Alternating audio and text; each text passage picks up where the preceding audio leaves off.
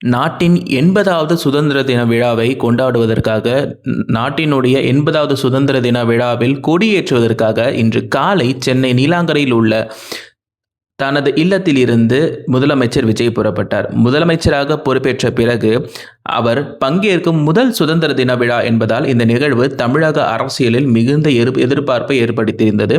சுதந்திர தினத்தை முன்னிட்டு சென்னை முழுவதும் பாதுகாப்பு ஏற்பாடுகள் தீவிரப்படுத்தப்பட்டிருந்தன. முதலமைச்சரின் பயணப்பாதையிலும் போலீசார் பல்வேறு பாதுகாப்பு நடவடிக்கைகளை மேற்கொண்டிருந்தனர். நீலாங்கரையிலிருந்து, அதாவது பனையிலிருந்து புறப்பட்ட முதலமைச்சர் விஜயின் பாதுகாப்பு வாகன அணிவகுப்பு சென்னை முக்கிய சாலைகள் வழியாக கோட்டை நோக்கி நகர தொடங்கியது. மெரினா கடற்கரையில் உள்ள உழைப்பாளர் சிலை அருகே வந்தபோது காவல்துறையினர் மோட்டார் சைக்கிள் அணிவகுப்பும் அந்த பயணத்தில் இணைந்தது. முன்னும் பின்னும் பாதுகாப்பு வாகனங்கள், காவல்துறை பாதுகாப்பு, மோட்டார் சைக்கிள் அணிவகுப்பு என முதலமைச்சரின் பயணம் மிகுந்த பாதுகாப்புடன் நடைபெற்றது. இந்த காட்சிகள் சமூக வலைதளங்களும் கவனத்தை பெற்றன. இதன் பிறகு முதலமைச்சர் விஜய் புனித ஜார்ஜ் கோட்டையை நோக்கி வந்தடைந்தார். அங்கே அவரை அதிகாரிகள் வரவேற்றனர். அதன் பிறகு முக்கிய நிகழ்வு தொடங்கியது. காவல்துறை அணிவகுப்பு மரியாதையை முதலமைச்சர் விஜய் அவர்கள் ஏற்றுக்கொண்டார். அந்த தருணம் ஒரு நடிகராக விஜயை பார்த்த மக்களுக்கு முற்றிலும் மாறுபட்ட ஒரு காட்சியாக, ஒரு புத்துணர்வை தந்தது என்று கூறினால் அது மிகையாகுது. ஏனென்றால் இப்போது அவர் ஒரு திரைப்பட நட்சத்திரமாக மட்டுமில்லை, தமிழகத்தின் முதலமைச்சராக அந்த அணிவகுப்பு மரியாதையை ஏற்றுக்கொண்டார். அதன் பிறகு முதலமைச்சர் விஜய் திறந்த ஜீப்பில் சென்று காவல்துறையினரின் அணிவகுப்பை பார்வையிட்டார். அணிவகுத்து நின்ற காவல்துறையினர் ஒழுங்காக நகர்ந்த அனுபவிப்பது, அதனை முதலமைச்சர் நேர்மையில் பார்வையிட்ட காட்சி சுதந்திர தின விழாவின் முக்கிய தருணங்களில் ஒன்றாக அமைந்தது.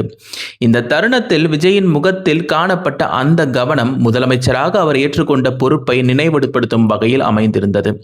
அனைத்து அணிவகுப்பு நிகழ்வுகளிலும் முடிந்த பிறகு அனைவரின் பார்வையும் ஒரே இடத்தில் திரும்பியது. தேசிய கொடி ஏற்றப்படும் அந்த தருணத்தை எதிர்நோக்கி மக்கள் காத்திருந்தனர். அந்த தருணத்தில் அவருடைய தாய் சோபா சந்திரசேகர் அவர்கள், அவருடைய தந்தை திரு சந்திரசேகர் அவர்கள், நடிகை த்ரிஷா மற்றும் அவருடைய குடும்பத்தினர் முக்கியமான அம்சங்களோடு இடம்பெற்றிருந்தனர். இதில் பார்த்தீங்கன்னா அவருடைய எம்எல்ஏக்கள், அமைச்சர்கள் மற்றும் முக்கியமான அரசியல் தலைவர்கள் எல்லாருமே இந்த விழாவில் பங்கேற்றனர். முதலமைச்சர் விஜயினுடைய அந்த தேசிய கொடி ஏற்றப்படும் அந்த தருணம் 8:45 மணி அளவில் தொடங்கியது. முதலமைச்சர் விஜய் புனித ஜார்ஜ் கோட்டையில் தேசிய கொடியை ஏற்றினார். மூவர்ண கொடி உயர்ந்து அந்த தருணத்தில் அங்கே இருந்த அனைவரும் மரியாதை செலுத்தினர். ஒரு பக்கம் இந்திய தேசிய கொடி, மறுபக்கம் தமிழக வரலாற்றில் சிறப்புமிக்க புனித ஜார்ஜ் கோட்டை. அதன் மத்தியில் தமிழக முதலமைச்சராக விஜய். இது அவருடைய அரசியல் பயணத்தில் நிச்சயம் ஒரு முக்கியமான தருணம்.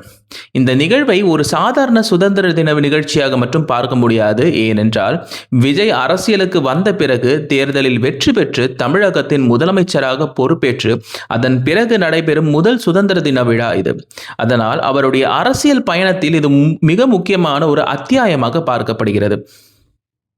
ஒரு காலத்தில் வெள்ளித்திரையில் ரசிகர்களை சந்தித்த விஜய் இன்று அரசின் தலைமை பொறுப்பில் இருந்து தேசிய கொடியேற்றி மரியாதை செலுத்தியிருக்கிறார். கொடியேற்றத்தை தொடர்ந்து சுதந்திர தின விழாவின் ஒரு பகுதியாக பல்வேறு துறைகளில் சிறப்பாக செயல்பட்டவர்களுக்கு விருதுகள் மற்றும் கௌரவங்கள் வழங்கும் நிகழ்வும் நடைபெற்றன. இதில் தகைசால் தமிழர் விருது, டாக்டர் APJ அப்துல் கலாம் விருது, துணிவு மற்றும் சாகசத்திற்கான கல்பனா சாவ்லா விருது, முதலமைச்சரின் நல் ஆளுமை விருது, சமூக சேவைக்கான விருதுகள், மேலும் சிறப்பான செயல்பட்ட மாநகராட்சிகள், நகராட்சிகள் மற்றும் பேரூராட்சிகளுக்கு அங்கீகாரங்களும் கிடைக்கப்பட இருக்கின்றன.